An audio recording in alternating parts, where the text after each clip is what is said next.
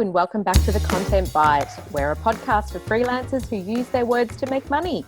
I'm Rachel Smith, founder of the jobs board and freelance community Rachel's List. I'm also a freelancer, a journalist, copywriter and content producer. And my co-host is, of course, the fabulous Lynn Testoni. Hi, Lynn. Hi, Rachel. How are you? Good. Hi to all our, hi to all our listeners too. There's quite a few more of you these days. And so welcome if you're new to the podcast. I'm Lynn Testoni. I'm also a writer, content creator and a journalist. And although we wrapped on season 5 last week, we just wanted to give you a little bonus Christmas episode, didn't we, Rachel? Yes. As it were, because this has been the most full-on year. I think we're crawling to the end. I don't know about you. I definitely am crawling, yes. But we've both been really surprised how much the podcast has grown, and it seemed a nice time to sort of do a bit of a wrap-up. Yeah, look, it's been a crazy year for everybody, but a great year for podcasts. Who would have thought? And we've really loved chatting to so many awesome guests in the content world and getting their insights and tips, all of which we hope has helped many of you out there, freelancers like us and content writers like us. So, we know a lot of people have been doing it tough, so we thought we would pluck out some of our favourite bits and pieces from the year that's been. We've had some amazing guests, haven't we, Rachel? And we thought we'd delve into the back catalogue. I actually had a lot of fun listening to a few of the old episodes, which is really good. Yeah. And we thought we'd share our favourite tips and insights for everything, all in one little special, a Christmas special, our present to you. Yes. Okay, cool. Well, let's start with you, Lynn. What have been your 5 sort of tips or takeaways from the year? So I think our first ever episode with a guest was the wonderful and Kate Toon. That was season 3, episode 6. Oh yeah. And it was all about SEO, and I think I found it really reassuring actually, because one of the things she said that really resonated with me was that essentially SEO is all about good and relevant content, not keyword stuffing. And I found that reassuring, because I also went back and had a long, hard look at my own website after she talked about, there was this wonderful quote she talked about, that every article you write and every blog post you publish on your site is a ticket in the SEO lottery, as she said. I love that. I do love that. And it made me think, and I did some tweaking, and I made sure that everything I do on my own site has got some essential words about what I do. And I think that's really good. Mm-hmm. I noticed that my own site is doing quite well on SEO rankings now. It's improved. Mm. I also loved the absolutely gorgeous Sarah Tasker, who season 5, episode 4, she was all about Instagram. So she's one of the people I follow on Instagram. She's lovely. Me and Orla is her Instagram handle. And she talked a lot about sort of algorithms and creating beautiful content. And one of the things I took from her was about Instagram Reels, which I'd sort of seen and not really taken advantage of it. And I did my first reel just after that, and it got lots of traction, and I think it was really interesting. I also, as she said, I immediately set on multi-factor authentication, because so many of my friends have been hacked on Instagram this year, and she said that's the best way to stop it. It won't happen. So I've done that, and I think that was a really good takeaway, really practical. Right. My third tip was from Jennifer Gregory, and we love her, all about content marketing. And she talks a lot about what an LOI, or a letter of introduction, means. That was season 4, episode 2. And she talked about an LOI as being the beginning of a relationship, not the whole date. So it's and it made it seem a bit less like a cold call and more about reaching out and developing a network. And I thought that was a really nice way of doing it, and it made me feel sort of less icky, I guess. So I've been developing my network all year as a consequence, and I can see it pay off. I keep getting lots of referrals. So I think that's really good. Yeah, I've got one from Jennifer, but I'll let you finish yours before I jump into my Jennifer one. Okay. The next tip was all about one of our most popular episodes. It keeps doing really well, was the anatomy of content, which is right at the beginning, season 2, episode 10. Not surprised actually, because that was a really practical episode we had, and we broke down how to put a piece of content together step by step, and I think people really liked the practical of it. And I really like the fact that you and I do things a little differently, so I learned a little bit, and I found that was really interesting. And it really doesn't matter which way you do it, the end result is quite good. Mm-hmm. But Right. I want to say, Rach, that I think the most valuable lesson I've learned this year is from you. Oh my goodness. Because you are so much more organised and logical than me. I think our approaches are quite different, but, quite work both for each of us.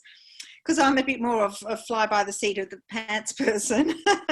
And I love your lists, and I love hearing how you approach your work and seeing a different perspective on issues. And I've even embraced the list a lot more after listening to you. The to-do list? So you love the list, and that's good.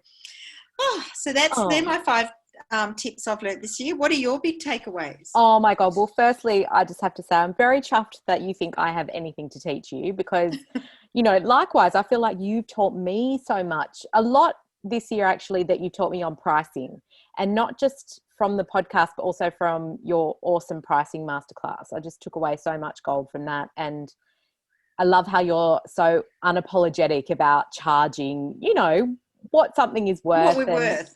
Yeah. And I think that that's a really big lesson that we struggle to learn even after years in this business. Yeah. I know that I do, but I just quoted my new rates to a new client, and they didn't run screaming from the meeting. So next year I'm hoping I'm going to be able to bump my income up a bit. And yeah, so it's good. I think we do things really differently, and we do have a lot to sort of share. So hopefully that's something that the listeners like about, the Content Bite as well. But yes, I will get into my takeaways. I have to say that I really struggled finding just 5 great things, because I think that there's so much cool stuff to learn from the guests that we've talked to this year. But just here's a few that I have cherry picked. Like I said before, I really did love that episode that we did with Jennifer Goforth Gregory.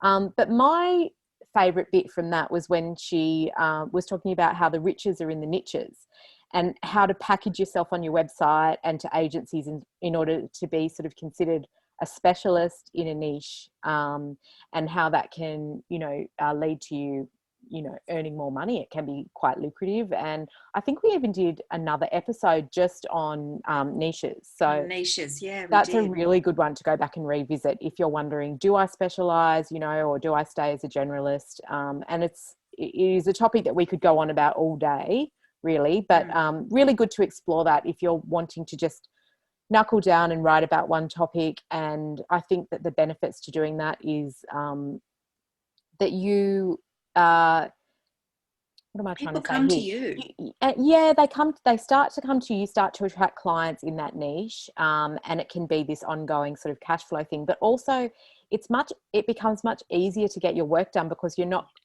chopping and changing to different mindsets and different niches all the time, which can be kind of exhausting sometimes, and it can be tricky to do. So if you're constantly writing about medical stuff, or you're always writing about insurance and you don't mind doing that, it could be something. It does build on your knowledge, doesn't it? And I think that it saves you time. You get more efficient. You get great resources. And I do think it's easier when you start to know your subject well. Definitely. Absolutely. And I just want to say that if I think we've mentioned Jennifer Goforth Gregory's book as well. I think it's called The Freelance Content Marketing Writer, and it's available on Amazon. And if you want to get deeper into this space next year and start to pick up way more content marketing work, it's an absolute goldmine of information. I would really recommend you. It's very practical, isn't it? So great. Okay, my second favourite tip came from John Esperian, and some of you may already follow John on LinkedIn. He came on the show to talk to us about LinkedIn, about how to find clients on LinkedIn, and that was really my favourite bit of our chat with him. He talked a lot about approaching potential clients, how to go softly rather than being a bull in a china shop. And he had some really good tips around how to do that. So that's a great episode to revisit. But beyond just that episode, I've learned so much from him just by following him on LinkedIn. So he's definitely someone to connect with as well if you want to use LinkedIn to find clients. And he did say he got a lot of people connecting with him after that episode, all these connections from Australia, which is really lovely. Our top tip though is if you're going to go and connect with John, make sure that you actually write a message, or he'll just ignore you. He hates people connecting without a message. So yeah. Okay, my third favourite takeaway from the past year well, actually, some of my favourites came from the more recent guests that we've had. And one of them was Brooke McCarthy. I think this was episode 9 of this current season. And she came on to talk to us about blogging for your business and how we as writers automatically think we should blog about what we do and how to do what we do, but it's actually not the way to attract clients, and it's not what clients want to read on your blog. So go back and have a listen to that one. It's just fascinating. And she just has so much, great stuff to share with writers about how to run your business and how to do it in this effective way, how to attract the right clients to you and repel the ones that you don't want. She's just a fascinating woman, and she's also written a lot for the Rachel's List blog. So I really recommend. She's great. She's done a masterclass for you as well. She's done 2 masterclasses for us, and she's just so smart and savvy and so much to teach, and I really think just hunt her down on Rachel's List if you want to know more. With John Burford on pitching. And it's an absolute cracker episode with so many tips and strategies. But one thing I really loved was his advice on getting out of your pitching bubble and pitching further afield than you might normally, which is something that I'll be looking at doing more in 2021, because I think you can get into that sort of pitching rut. And I also really loved that pitching formula that we all discussed in this episode, where you send, 2 strong ideas and 1 weak idea. But then we had a good laugh because often the editor will choose the weak idea, and I know, and that's the worst thing, isn't it? It's just so bizarre how that happens. But anyway, that's a really good episode to go back and listen to. My last takeaway from the year came from the awesome Jen Bishop from Interiors Addict. This was episode 6 of this current season 5. And she talked a bit about how she felt this real pull to keep track of what her competitors were doing and how that just didn't work for her. And one day she just unsubscribed from all her competitors' newsletters.